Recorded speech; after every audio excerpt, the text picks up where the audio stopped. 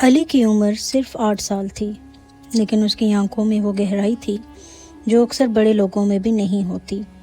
اس کی مسکراہٹ بہت معصوم تھی، لیکن اس کی مسکراہٹ کے پیچھے چھپی تھی ایک ایسی زندگی جہاں خوشیاں بہت کم اور ذمہ داریاں بہت زیادہ تھیں۔ علی ایک چھوٹی سی بستی میں رہتا تھا، جہاں تنگ گلیاں، پرانے گھر اور روز کی اسٹرگل عام بات تھی۔ اس کا باپ دن بھر مزدوری کرتا تھا، اتنا کام کرتا کہ شام تک اس کے ہاتھ کانپنے لگتے، اور ماں لوگوں کے گھروں میں صاف صفائی کرتی تھی تاکہ گھر کا چولہا جل سکے۔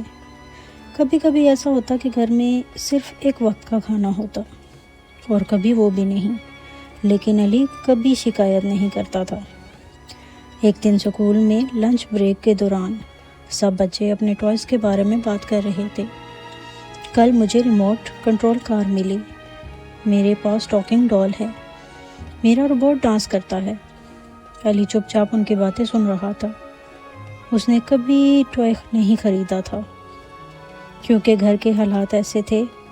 اسے دھیرے سے اپنے دل میں کہا، کاش میرے پاس بھی ایک چھوٹی سی کار ہوتی۔ اس دن کے بعد علی کی زندگی میں ایک نئی خواہش پیدا ہو گئی، ایک چھوٹی سی ریڈ کار۔ اسکول سے گھر آتے وقت ٹوائے شاپ پڑتی تھی۔ علی روز وہاں رکتا اور شیشے کے پیچھے رکھی ہوئی اس ریڈ کار کو دیکھتا۔ اس کی آنکھوں میں چمک ہوتی جیسے وہ کار اس کی ہو۔ ایک دن شاپ کیپر نے اسے دیکھ لیا۔ بیٹا کیا دیکھ رہے ہو؟ علی تھوڑا گھبرا گیا، پھر بولا، انکل یہ کار کتنے کی ہے؟ 500 روپے، شاپ کیپر نے سیدھا جواب دیا۔ علی نے اپنی جیب چیک کی جو بالکل خالی تھی۔ اس نے ہلکی سی مسکراہٹ دی اور چپ چاپ وہاں سے چلا گیا۔ اس دن علی نے ایک فیصلہ کیا، میں خود پیسے جمع کروں گا۔ اب اس کی زندگی بدل گئی۔ وہ ہر چھوٹی چھوٹی مدد کرتا، کبھی کسی انکل کا سامان اٹھا دیتا، کبھی کسی دکان سے پانی لے دیتا، کبھی کسی کا چھوٹا کام کر دیتا، اور بدلے میں ملتے 5 یا 10 روپے۔ علی ان پیسوں کو ایک چھوٹی سی ڈبی میں سنبھال کر رکھتا۔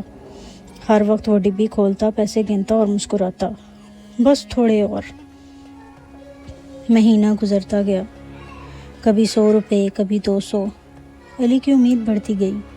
وہ ہر روز ٹوائے شاپ کے پاس سے گزرتا اور کار کو دیکھتا، جیسے وہ اسے کہہ رہی ہو، میں تمہاری ہوں، بس تھوڑا اور صبر۔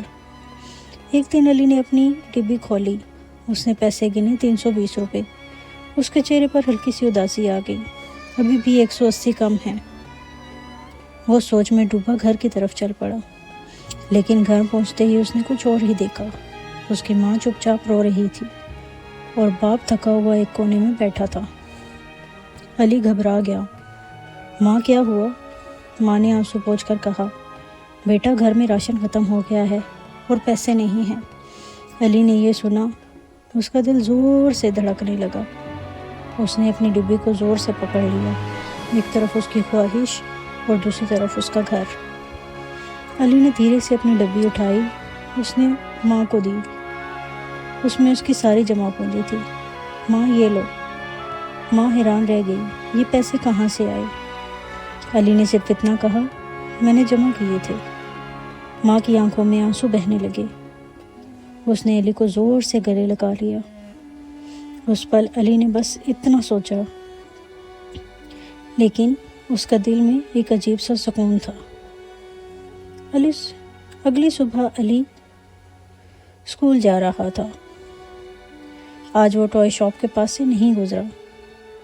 اس نے اپنی خواہش چھوڑ دی تھی، لیکن جیسے ہی وہ آگے بڑھا، پیچھے سے آواز آئی، علی بیٹا رک جاؤ۔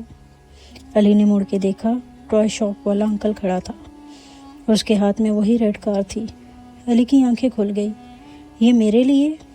انکل مسکرایا، ہاں بیٹا، کل میں نے تمہیں دیکھا تھا، تم نے اپنی خوشی چھوڑ کر اپنے گھر کو ترجیح دی، یہ کار تمہاری ہے بنا پیسوں کی۔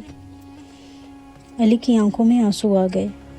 علی نے کار کو اپنے ہاتھ میں لیا، اس نے اسے زور سے پکڑ لیا، جیسے وہ سپنا اب حقیقت بن گیا ہو۔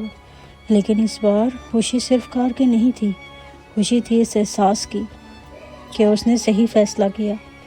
اس دن علی کو سمجھ آیا، خوشی چیزوں میں نہیں ہوتی، خوشی دل کی سچائی میں ہوتی ہے۔ اور سب سے بڑی خوشی دوسروں کو خوش رکھنے میں ہوتی ہے۔ جو اپنی خوشی قربان کرتا ہے اللہ اسے اس سے بھی زیادہ بڑی خوشی دیتا ہے۔